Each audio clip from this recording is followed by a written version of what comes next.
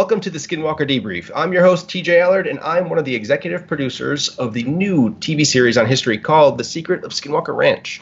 I'm joined each week by Jason McClellan and Maureen Ellsbury, and together we'll dissect each episode to give you more insight into the show. Jason has been exploring all the strange for more than a decade, and he's appeared on Nat Geo, Sci-Fi, and History, and he's the author of Only Weirdos See UFOs, an introduction to the public's misperception of unidentified aerial phenomenon and extraterrestrial life. Maureen is a journalist, researcher, and podcaster specializing in the anomalous. She starred in the docuseries Uncovering Aliens on Animal Planet and served as the ambassador for Science Channel's Are We Alone initiative. And tonight, we'd like to welcome back the superintendent at Skinwalker Ranch, none other than Thomas Winterton. Thomas, thank you for joining us. Thanks for inviting me. This is great, man. I'm glad you could be here with us. No, I'm glad to be here. First time's good. The second time's better because it means I didn't mess up too bad than the first time. No, it's always great having you, and hopefully we'll continue these going forward. I think people are really enjoying getting the insight from you guys, you and the rest of the team. So we didn't have a show this week, but there's a ton of questions that people have out there. Why don't you give us an update on what's going on with your world, though, first? Like, how are things going? How has stuff been at the ranch? What's going on? Well, it's important for people to remember that this investigation's been ongoing now for 20 plus years. It started really with Bigelow and then has continued, and he passed the torch on to Brandon. And so we've been investigating this entire time. And, I'm so thrilled that we've been able to bring people on a journey and give them a peek behind the curtain of what's going on there at the ranch. But when the cameras go down and the crews leave, the science continues. And so we're always in the process of fine-tuning our instruments, fine-tuning the methods that we're using. It's always test, measure, and adjust. And so, I feel like we've had a really successful season one. We've had, I'm grateful for everybody that's tuned in and followed along with us. And, if reason stands to hold, we're going to be able to continue this journey, I hope.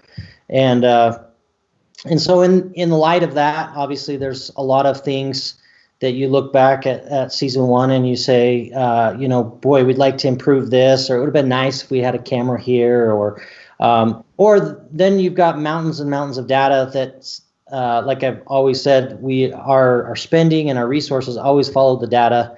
So as we get new data, then we say, we were picking up these things over here on this side of the ranch. I wonder if we're seeing the same thing on the other side. So we're always busy. I have a task list a mile long that we're always deploying new instruments, new cameras. And, like the viewers have seen on the television show, we encounter a lot of electromagnetic interference out there. And it has raised hell with all of our electronics. So not only are we trying to install new things, but we're constantly having to replace and try to upgrade our old things. Matter of fact, today I spent the day with Eric Bard at the ranch. We had some electronic boards that mysteriously got fried. Shocker. So, we spent the day trying to look at that and replace some of things there. And so it's always a busy time at the ranch, and we're always trying to improve and fine-tune our methods and hopefully get some more answers. Sure. Now, it's just so everyone knows, the show was filmed last year. Right now, are you, because it's everything is transient, obviously, since we've seen, and it seems like it's cyclical. Are things happening right now? Are you getting a lot of activity right now? The ranch has been very active. I've personally had quite a few things happen over the last few months, specifically really over the last 8 weeks. And so, it's active. Things are still happening. It is transient. It comes and goes. Right. And when it goes, you don't know when it's going to come back. And so we're just sit and watch. Got it. So since there wasn't an episode, like you were saying, I mean, Jason, Maureen, we were talking earlier that just getting a lot of the same questions. I think, Maureen, you said that some people were asking you a bunch of the same, you were hearing a lot of the same questions, not specifically submitted for tonight, but what are some of those that you're getting a lot of? Sure. So one of the things, and this depends on how much you're actually able to talk about this, is whether or not the current ranch investigation crew has been working at least comprehensively in terms of analyzing and talking to the crew that investigated previously with Bigelow's team, NIDS, and whether any of that data or you're trying to correlate. Yeah, that's a good question. From the very beginning, Brandon, as people see, Brandon's very, he likes to collaborate, and he is an individual that looks for cooperation, and he's always said all along, the tent's big enough for everybody to come in and add their piece to it. So from the very beginning, there's always been an outreach to that previous group. Bigelow didn't hand us over any data. Really, we are limited to the same data that everybody else has. Now, Mr. Bigelow did, speak with Brandon during the course of purchasing the ranch, but there still was no scientific data that was exchanged. We started with a clean slate. We've obviously asked many, many times, and I can't help but think that a lot of what Bigelow had is classified because of the government money that was spent, because they've just been, they've helped where they can, but they've been very limited in what they will share. So, yes, we have done an outreach, and we'll continue to do so. And hopefully, as time goes on, we'll be able to get more and more. But we've really been limited as to what we've gotten from them. Sorry. I was just going to give a quick follow-up question. Have you yourself personally spent any time really digging over what is out there in terms of what they had released early on prior to obviously a lot of the classified things or the dark hole of the $22 million program?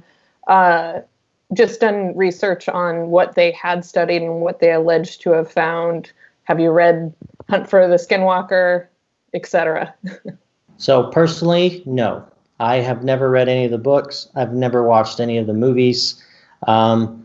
We have, I know that as a ranch team, Brandon and Eric had compiled all of the known information that was pertinent to the investigation. And so I've been privileged to look over that, which I think takes a lot of the stories and anecdotal stuff out and really focuses in on, I think it's just a more targeted approach. So I have seen that, and I have looked over that. And then, I've had the privilege of being able to speak personally with the prior team. I've been able to, I think I've met just about all of the players that were here before, and had the chance to speak with them. Awesome. Thomas, what would you say, like, the most frustrating thing has been with this information exchange or lack thereof? Like, you get this a lot, where when I do go on any of the social media stuff, and I'll read people like saying, "Oh, why hasn't this been shared or that been shared?" Obviously, like what you said, the classified nature of things, that it was government money that paid for it, and they're not going to share it. But has there been anything that you're like, I need to know X, Y, or Z that you just haven't been able to get, that you think would be super helpful for you, or have you been looped in enough where you're like, okay, you know what, I get it, I know where I'm at. That's my baseline, and I'm going to go forward from here. I didn't know if there was anything that you've been just kind of really chomping at the bit for. I will say that I'm frustrated. Take, for example, the digging. Okay, when I came on and I was told no digging, there was no why. There was just no digging. That's very frustrating, right? Because I want to know, well, why not? Is this that there's a body buried on it and we're just trying to avoid desecrating a grave? Or is there something dangerous to it? Like, there was no why. That's very frustrating for an individual like me, especially when I set out to do a task, so there's frustration with that. There have been statements made by individuals of the prior group, little statements like, I would never do that. Well, why not? Do you have information that would lend it? Would you have information that would suggest that that's dangerous? Like, you can't just say, Gal, I would, like, you can't give me the statement, I'll never step foot on Skinwalker Ranch again, and leave it at that. Well, why not? I step foot on it every day. Am I in danger? So those type of things are extremely frustrating. And these vague generalities. Wow. Blah, blah, blah. Yes. Yeah. I get that. When statements like that are made to me, don't dig. I'm never going to step foot on Skinwalker Ranch again, or of the like. Those kind of things really bother me, because I think if you know of something that's dangerous and you're not sharing that with us, to me that's reckless. It's irresponsible. And so then if it, and I would like to believe that these individuals are good people and they're caring people, and they wouldn't ever want to put anybody in harm's way. So then you have to say, well, I'm sure I'm going to give them the benefit of the doubt that they're not withholding something dangerous from us. Right. If they're not withholding something dangerous, then it lends the question, okay, if it's not dangerous, then again, why not? What is it? What do you know that you're not telling us? And that's very frustrating, and it's probably the thing that bothers me the most about being on the ranch, is all these things that have been said by the individuals that were there prior to us, and then not having any type of follow-up to know even what direction to take that. Right. I could see how that'd be frustrating, especially if it's risky and you get hurt. I mean, I wouldn't be... statements don't help anybody. Not at all. No, I feel like everyone's been battling that, for a while. It's, I want to tell you about the super cool and dangerous thing that happens, but if I tell you, I have to kill you, kind of thing.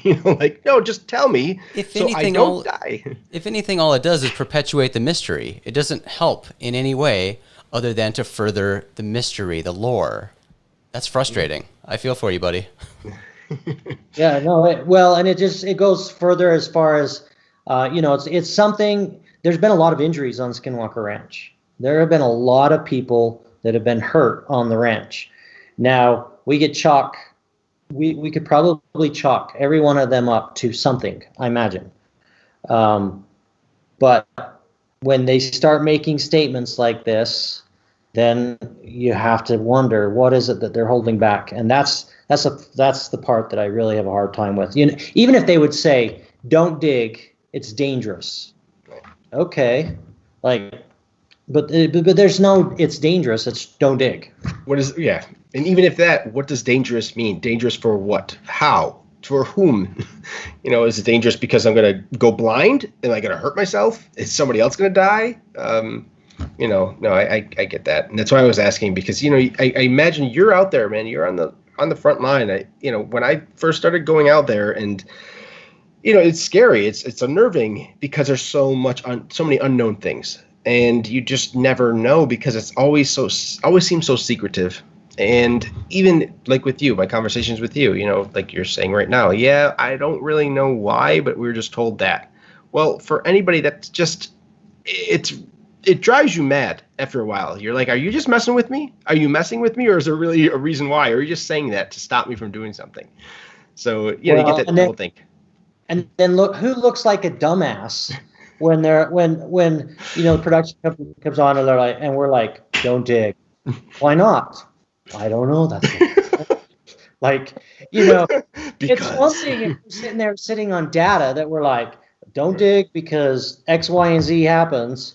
But if you're sitting there, you're carrying these narratives, and these have been told to us by credible people. These aren't nut jobs. These are PhDs. These are individuals that are respected out in the community. So it's not like some drunk guy told me, You shouldn't dig on our ranch. Or, no, this is coming from a person I respect. And then when it comes down to us, and we're like, well, we don't want to dig on the ranch. Well, why not? Right. I don't know, because somebody told us. Well, who told you? Well, I can't tell you. They told me, and I can't say. I'm like, yeah, right. And we're off. Yeah. It's like you the sound crazy. chain of command. Yeah. Yeah. Yes. Oh, okay, sure. And that's Travis. Oh, okay. You guys sound batshit crazy. Yes, we do. I admit it. Yeah. So have you heard from, speaking of Travis, have you heard from him at all? Have you kept in touch with anyone after, I mean, besides the guys who are there all the time? I mean, Travis isn't there all the time. He's there for production time, but have you heard from him at all? Oh, yeah. Cool. There have been reasons that have necessitated, we text back and forth as a group, and there's been some things that have risen over we'll call it the off season, right? Yep. That have necessitated a group huddle, and no major injuries or anything to report. Nothing bad going on. And I'm not prodding you or anything. I'm like genuinely curious. Like, I know. I think everybody's healthy. I think cool. I think everybody's doing well. Good. I saw online somebody ask this question, and this is kind of one of those, I don't know if I put a lot of merit into it, but that was talking about how many people on the ranch, they come there and then they have these really terrifying nightmares when they leave that haunt them forever. To me, I'm kind of weird about dreams. I had a dream about Skinwalker Ranch that I was there last week or so, and it was very detailed. Please share it. No, Thomas has to hear. It's too long for this, but well, do the abridged version and just change the names to protect the innocent. Well, no, I was just all of a sudden on the ridge, but like the command center was my parents' front porch, oddly enough. And there's a bunch of people there, and I was up on the ridge and had this overwhelming sense of dread. And the wind came up and was pushing me towards something or away from something. I wasn't sure. And then I ended up back down on the patio, and like electronics were failing. I made fun of Travis Taylor for some reason, and with everyone laughing about something, I don't know. But anyways, it was quite detailed. And then like a creature was involved coming out of the woods when I was in the dark, and that was kind of scary. But what I'm saying is, that's just me because I went to bed after talking Skinwalker Ranch for a long time every week for panels. So I don't know if I tie that in, but my question is, because people are asking about experiences that everyone's having with the dreams, is that something that plagues you as well? I know somebody heard Travis Taylor mention that on a podcast. That he has dreams? Or that he was having nightmares, about the ranch. Yeah, so have I had nightmares before about the ranch? Yes, but it was just part of my normal, it was nothing out of the ordinary for my normal sleep patterns. I don't have a lot of nightmares, but on occasion I do have nightmares about various things, and where I spend so much time on the ranch, and where some of my scariest moments of my life, well, not some of, the scariest moments of my life have taken place on that ranch, and because of that ranch.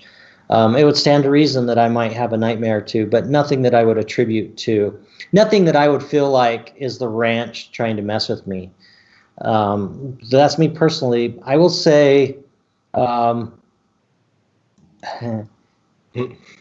yes, Travis has had some nightmares, and I know some other individuals have had nightmares, and people, I took notice.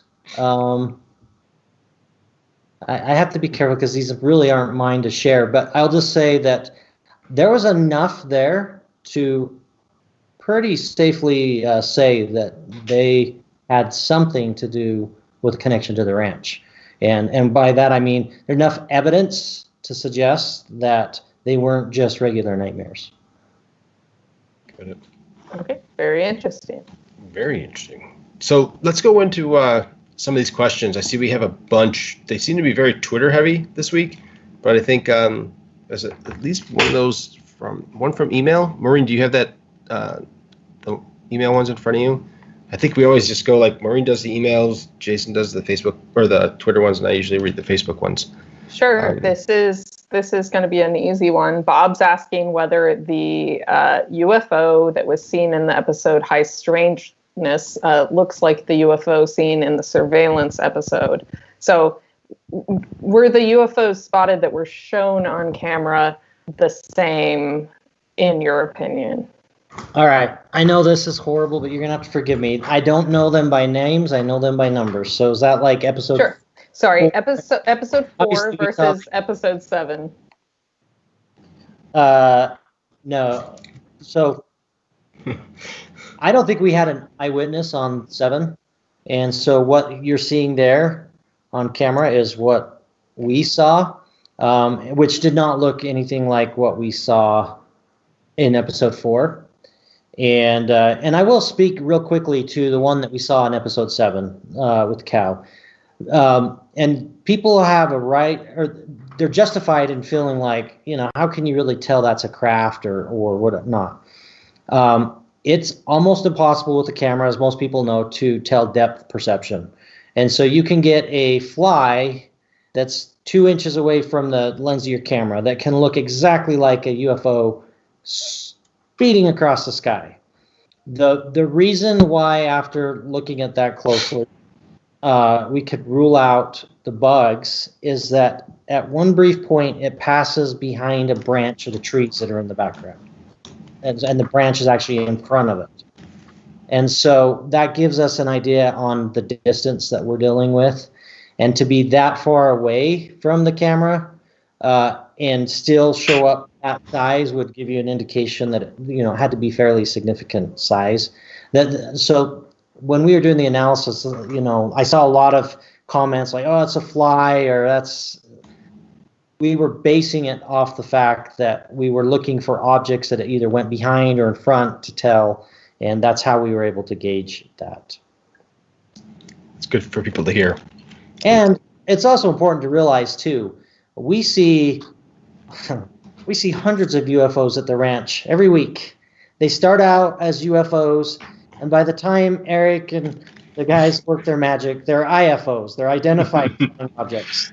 And so it's just because there's a UFO, we hear that term and we automatically think paranormal. Right. Sometimes it takes. Eric Bard is a master of forensics.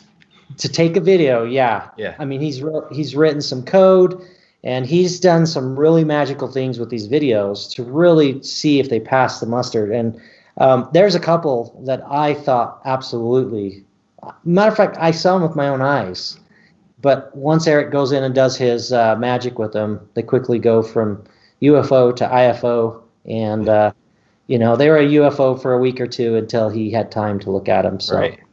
I really hope that if and when season 2 takes place, that we will be able to spend more time looking at some of these things, because what people need to realize is that they're seeing like the highlights, but we're debunking 99% of the stuff that's taking place. There is a mundane reason for most of what happens at the ranch. And if you don't go through that process and show the fact that we're not drinking the Kool-Aid, not every fly that goes across the camera is a UFO, not every UFO in the sky is a UFO, I think that for the credibility of the show, it's going to be very important to spend some time showing the guys, Travis and Eric and Jim Segala going through using sound scientific principles and eliminating those things of known origin. And then, maybe we arrive at the end and they say, "Gal, we've gone through everything that we can think it is. We've put this through all of the rigorous tests that we know how to do. I guess at this point we're going to have to let it stand that it's anomalous." Or what we're going to see 99% of the time is they're going to say, "Oh my gosh, that's not a UFO. That's flight 7812 out of, going to Denver." And so I'm with you guys. I hope moving forward that we're going to be able to devote more time in showing the behind the scenes And look, I want to show the highlights too. It's fun to see some of the crazy stuff that's going on because it's legit. But for credibility's sake, we also need to show the 99% that is not legit. That's really I like the sound of that.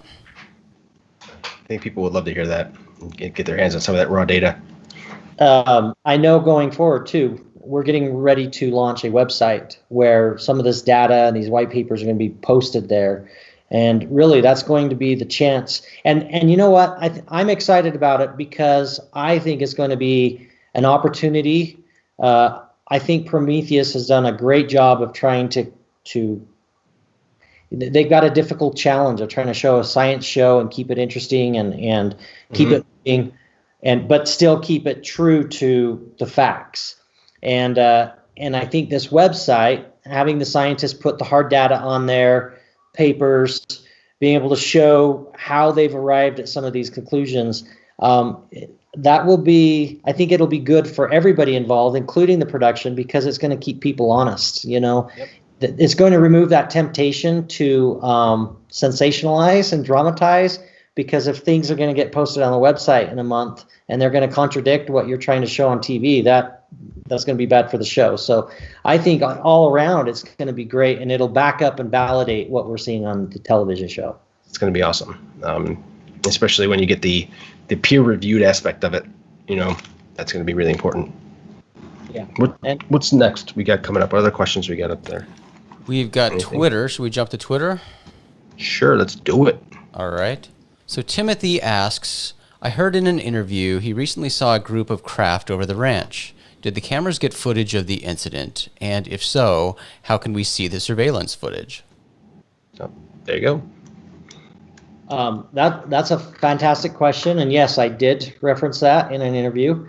So this is one of those things where it's spotted, and then Eric will work his magic on it. Not just Eric, but I know that the others are taking a look at it as well.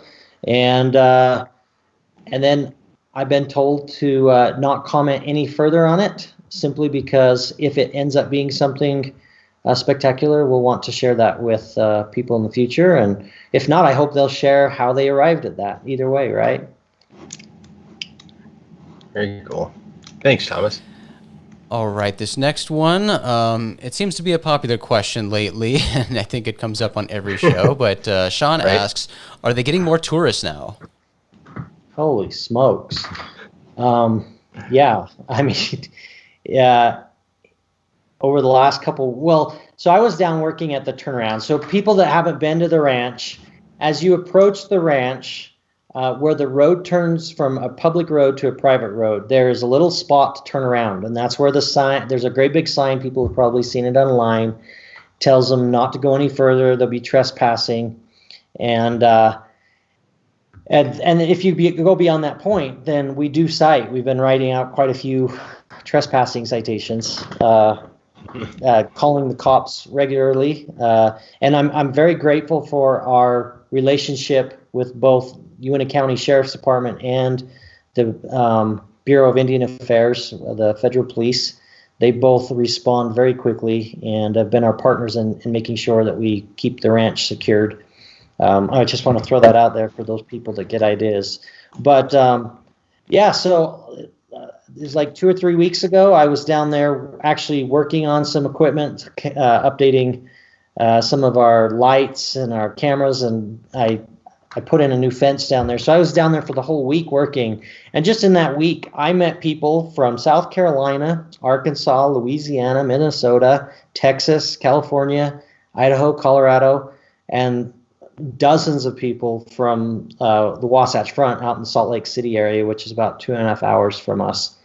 And the people that were coming from out of state for the specific purpose of just driving to see the ranch, I felt bad to be like, well, this is all you can see, you know, take a picture of the sign and that's all we can let you see.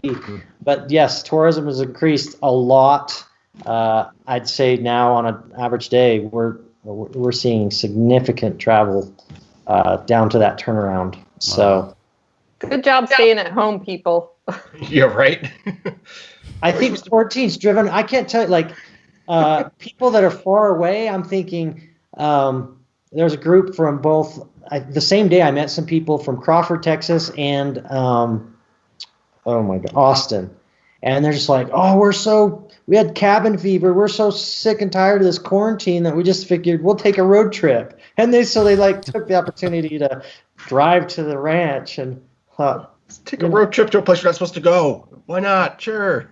I feel horrible. I'm like, there's not a lot to see here, folks. I mean, right. You drove a long ways, and I can let you take a picture of the sign, and then you got to be on your way. So I still think there's this misperception that it is like a movie set. You know, that you're going to see something fantastic. Like, oh my God, if we go there, we're going to see lights and cameras and, dollies and jib arms. No, you're going to see a ranch. Actually, no, you won't even see that. You're going to see some trees, a fence, a big gate, and the thing says, turn around. That's what you're going to see. Eventually, something outside the ranch will have to be set up like Jurassic Park to let people drive through and get their little thrills, and then they can get a T-shirt and leave. Keep them off the ranch, yeah. All right, let's... Oh, I was just going to mention real quick, and I think because this was brought up on Twitter too, is last episode, Jim Morris mentioned that, you have to kind of treat the ranch like Area 51, and there was some confusion in what he meant there. But I think, honestly, it's kind of like that. He mentioned, it's a living laboratory, and the science is going on, so you have to treat it like it's a secure location, so people aren't trespassing on the ranch to ruin all these experiments. So exactly. I just wanted to clarify that, because I think you're basically saying that with the trespassing. It's people should not be doing that. Yeah, agreed. Yeah, and we've had quite a few people. They're like storm Skinwalker Ranch, and don't even put that out there. Holy cow! Well, and I go on immediately. Some of them I can tell they're joking. Like they're just joking. But every time I see that, I will comment and remind people, whereas Area 51 is government, they could call in the troops if they need to. They have the ability to keep Area 51 secure. We're private property. And I just want to remind people, you wouldn't want somebody climbing over the fence into your backyard. This is private property. We're not spending any public dollars out there. And every time someone trespasses and they foul up an experiment that we're doing, or they cause damage to the ranch, that's somebody's hard-earned money that has to pay to fix that. That's not the government just pitching in and covering it. So I try to remind people that there's a big difference. Yes, we have to stay secure like Area 51. One, it's dangerous, and we're trying to protect the integrity of the ranch, but it's private property, and so I just ask people to be respectful of that fact. Yeah. Absolutely. All right, let's move on to the next one. Ashley asks, in an article with MJ Benias, Thomas had told a story about the time he and his wife were at the command center when they both started to hear banging as well as a disembodied voice telling them to get out. Has Thomas experienced any similar paranormal activities like that since then? So I've heard, I'll use her term, disembodied voices.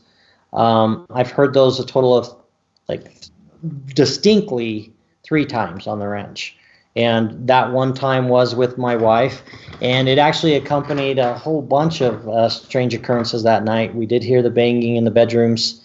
We heard the footsteps across what used to be Bigelow's bedroom when he would come and stay on the ranch. And interestingly enough, the whole reason we were there that night was because our cameras were behaving very strangely, and so Eric reached out to me and said, we've got some problems out there. And Eric's he's pretty good about cutting through what's serious and what can wait for later. So when Eric calls at midnight and says, we got some problems, I always take note, and it's like, okay, we got to get out there immediately.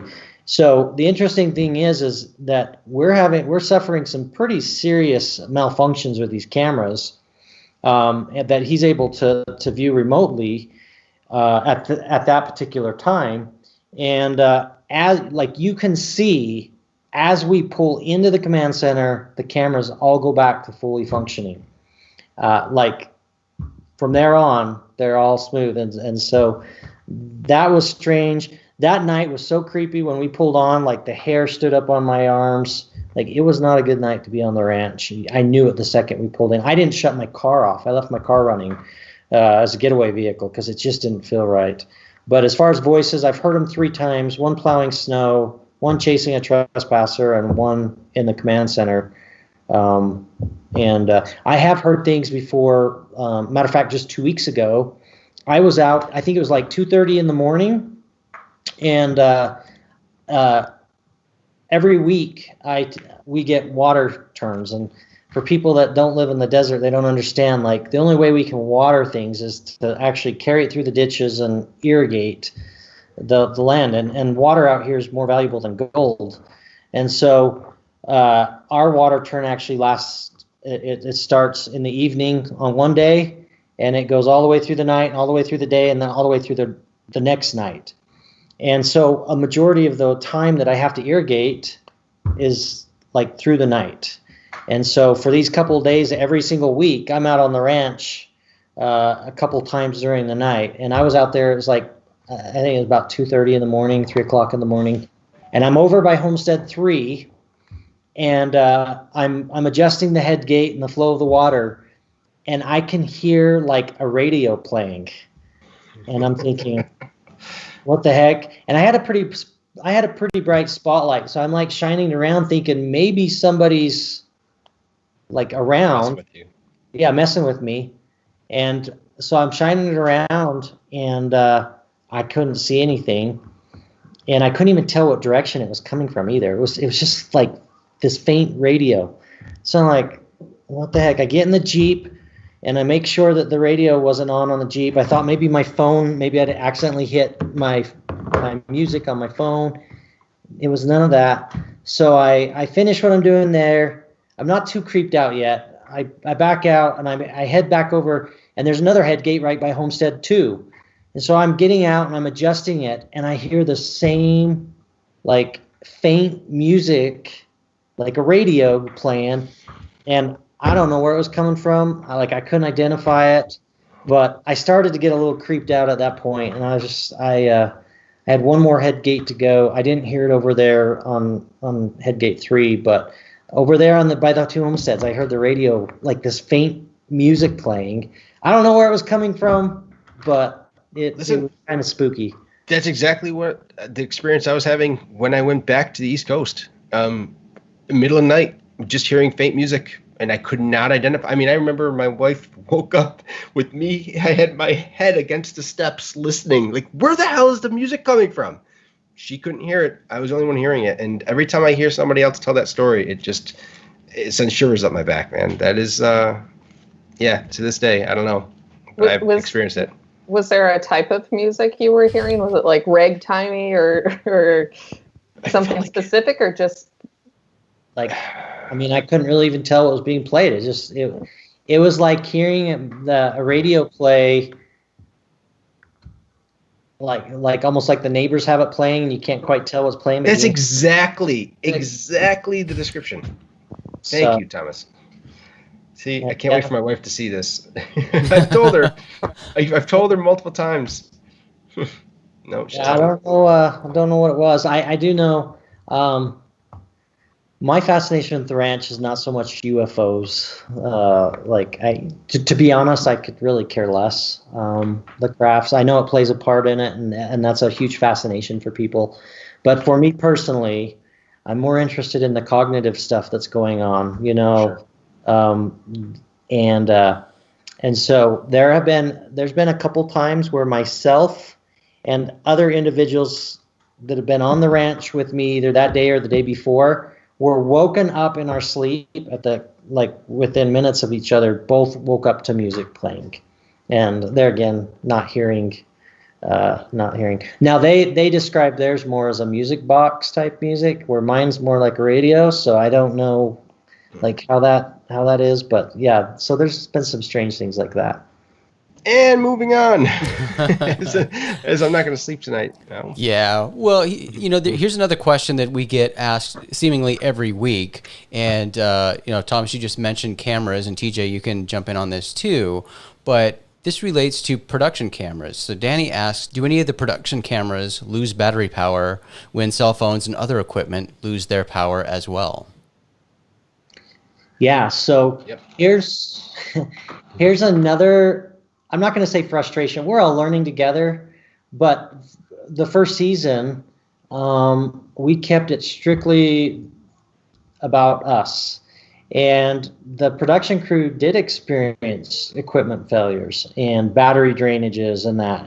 And again, moving forward, if and when second season happens, it's my hope that maybe we can allow some of these things to be shown. I know they don't want to become part of the story, but when you have the production, a lot of the criticism is like, oh, you see that $35,000 drone couldn't connect, and yet, look, they've got the network's drone worked just fine. And there were times when the network's drone did not work just fine. And I wish, and I hope moving forward that maybe more of that can be shown, and it can be like, oh, they're experiencing the same struggles that we are, because they're not immune from them. Yeah. I mean, our DJI Phantom 3 Pro, crapped right out. That when we were out there, it just starts freaking out. Batteries die. It happens. It just happens. It's just because you don't see it. Like if everyone saw everything that failed, there'd be no show. It'd be everything failing. All the footage would be of stuff failing. So, yeah, that's why you have redundancy, backups on backups. All right. Anna asks, I would like to know about the changes and injury in his head. How is he doing? Oh, that's nice. Thank you. I appreciate the love and concern people show me. Everywhere I go, that's the first question I get is how's my head? My first injury, the most severe injury, the one that you see the scans on television, and the most traumatic injury for me took place back in March of 2017. And so luckily I've been able to make a good recovery. I still have some lingering effects because of it. And as you saw on what was it, episode 2 or 3, I've had some small reoccurrences where the swelling will start back up again. And now I don't mess around. I go right into the hospital, because you get worried that it's gonna, oh great, here we go again. But luckily they've just been small reoccurrences, nothing major. So I'm in good health and I feel good, and so, but I appreciate the concern from everybody. Awesome. So we got from Facebook, Gail asks, as a native of the basin, did Thomas ever have any unique experiences growing up there prior to working on the ranch? Yeah, so I think I actually spoke about this in the first podcast that we did. So I'll encourage her to go back and watch that one that you guys first interviewed, because I did talk about how I became associated with the ranch. And as far as experiences, I share with people, I had one UFO experience when I was a kid, but it was simply looking out my window and seeing what I thought was a big, beautiful moon out there, only to realize the next morning when I was telling my mom about it that there was no moon out that night. So it wasn't a scary experience or anything. It was gorgeous. It was this big, beautiful orange moon out there in the sky above the oil refinery.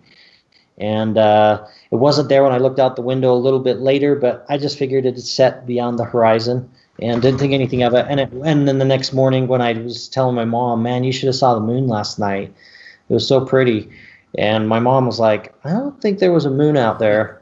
And so we checked the calendar, and sure enough, it was a night that there was no moon. So don't know what it was that I saw, but it was not the moon. That's begging for a Star Wars reference. I'm so sorry. That's no moon. It's no moon? There's no moon. But really, other than that, no. I don't. And I've been thinking about it because I actually get asked that question a lot. But obviously I couldn't have had anything too traumatic because it doesn't come to me off the top of my head.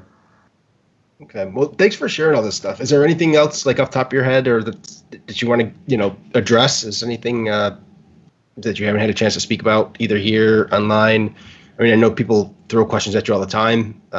If not, that's cool. I just wanted to open it up in case there was something you were like, oh, you guys didn't talk about this.